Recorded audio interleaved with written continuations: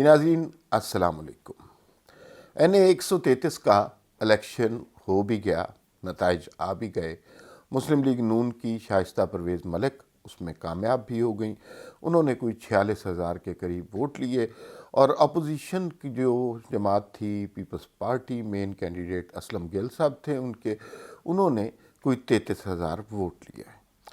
یہ نتیجہ آ گیا، اور نتیجہ ان ایکسپیکٹڈ نہیں تھا۔ ووٹر ٹرن آؤٹ بہت کم رہا، جو کہ ضمنی انتخابات میں ہمیشہ نظر آتا ہے۔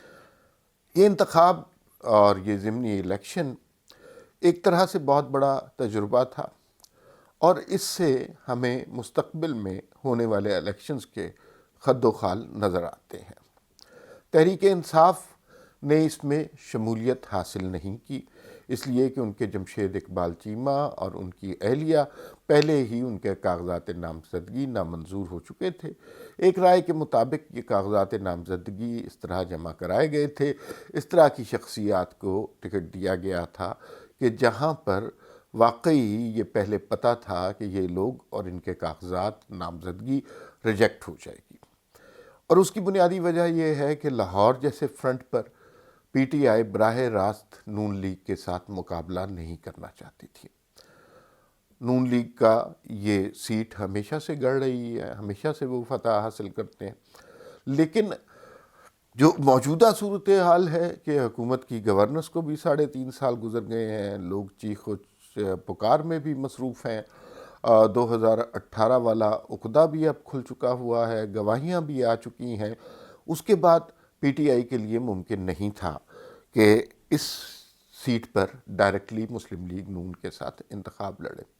ہارنا تو تھا ہی، لیکن جس بڑے مارجن سے انہوں نے ہارنا تھا وہ پتہ نہیں چل سکا، اور اس وجہ سے پیپلز پارٹی کے کینڈیڈیٹ کو ٹکٹ دیا گیا۔ اب حیرت اس بات پر ہو رہی ہے کہ پیپلز پارٹی کے کینڈیڈیٹ کو 33,000 ووٹ کیسے مل گیا۔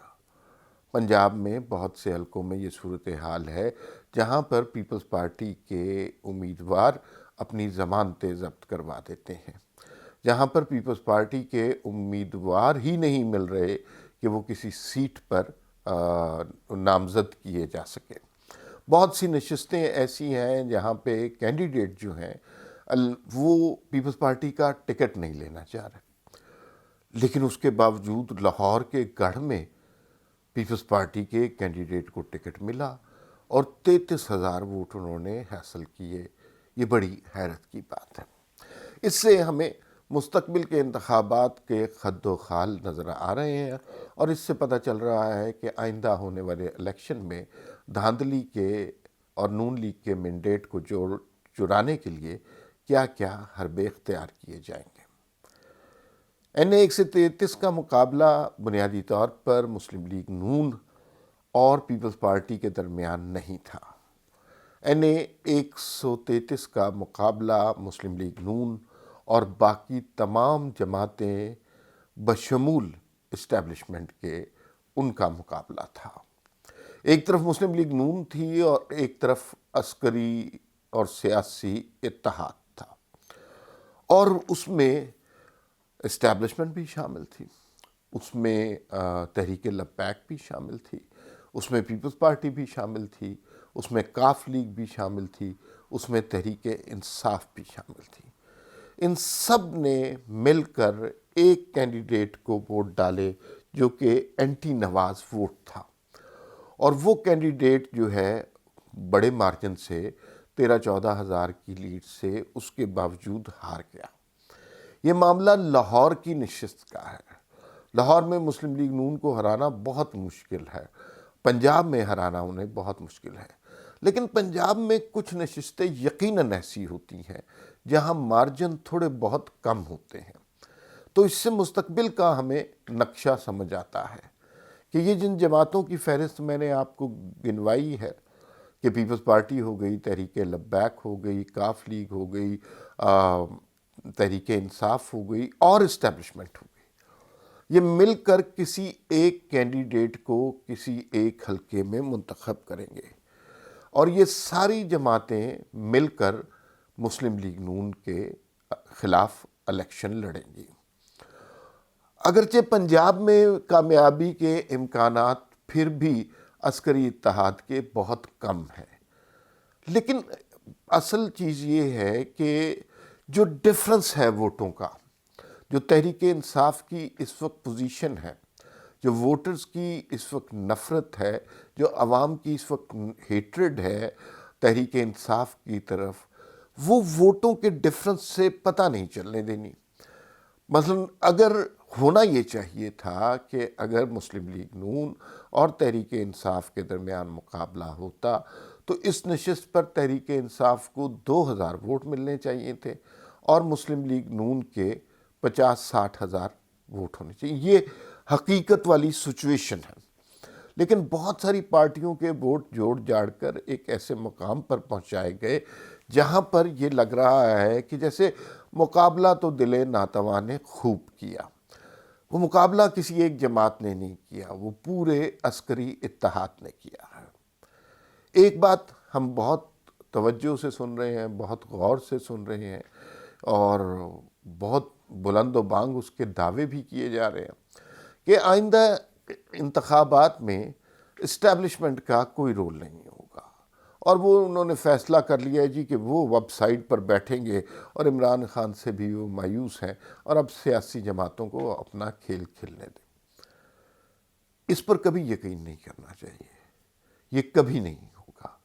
اس لیے کہ اسٹیبلشمنٹ کے سٹیکس اس ملک میں سیاسی جماعتوں سے بہت زیادہ ہیں. وہ کبھی بھی کسی سیاسی جماعت کو مکمل جیتنے کا اختیار نہیں دیں گے، چاہے وہ کتنے بھی جیتنے کے مستحق کیوں نہ ہوں.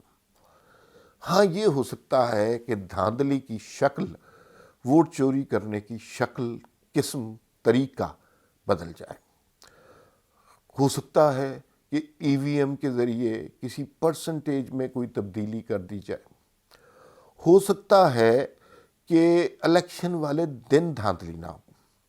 حالانکہ اس کے بھی امکانات ہمیشہ موجود ہوتے ہیں اور اس کے مروجہ طریقے ہیں. ووٹنگ کو سلو کر دیں، آر ٹی ایس سسٹم بٹھا دیں، رزلٹ ڈیلے کر دیں اور پولنگ سٹیشن میں جو کیمرے لگے ہوئے ہیں ان کیمروں کو دور کر دیں، فارم 45 نہ دیا جائے. یہ سارے مروجہ طریقے. ہو سکتا ہے یہ طریقے اختیار نہ کیے جائیں، گیم اس سے بالا بالا کی جائے. اور بالا بالا گیم کیسے کی جائے گی کہ ہر کینڈیڈیٹ کو ہر نشست پر بڑا سوچ سمجھ کر تمام باقی جماعتوں کا ووٹ ڈلوایا جائے اور پھر کچھ میڈیا پہ بھی حکم دے دیا جائے کہ ان کینڈیڈیٹس کے حوالے سے ذرا ہوا بھری جائے ان کے تصورات میں. تو پھر اس سے یوں لگے گا کہ جیسے کہ وہ بہت سٹرونگ کینڈیڈیٹ ہے. یہ واحد طریقہ ابھی تک ہمیں سمجھ آیا ہے کہ اگلا الیکشن کس طرح ہوگا. میں بار بار اس پہ بات اس لیے کرتا ہوں کہ ہر الیکشن کے بعد ہمیں پتہ چلتا ہے کہ ایک نیا طریقہ اختیار کیا گیا الیکشن کو لوٹنے کا، اور جو عوام کو کسی اور سائیڈ پر لگا کر کسی اور طریقے سے الیکشن کو لوٹا گیا.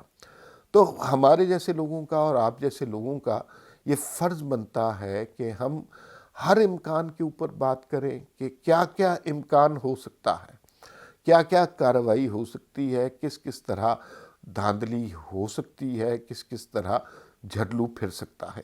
تو مجھے ابھی تک یہ سمجھ آئی ہے. ہو سکتا ہے میرا اندازہ غلط ہو سکتا ہے کہ کچھ اور طریقہ اختیار کیا جائے. ہو سکتا ہے مطلب ہر اینگل سے سوچنا چاہیے نا کہ ووٹر کی پرچی پہ ہی کوئی کارروائی ہو جائے، وہ مہر لگائے کسی اور جماعت پہ اور مہر لگی ہوئی نکلے کسی اور. یہ بڑی عجیب سی باتیں آپ کو لگیں گی، لیکن اسی طرح کی باتوں پر سوچا جا رہا ہے.